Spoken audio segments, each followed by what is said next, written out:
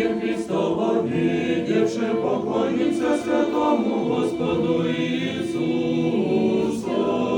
единому безгрешному, Христу Твоему поклоняемся в Христе, и святое воскресение Твое во имя слави, Ты воиси Бог наш. Разве Тебе иного не знаем, имя Твое именуем? Придите все верные, поклонимся святому Христову воскресению.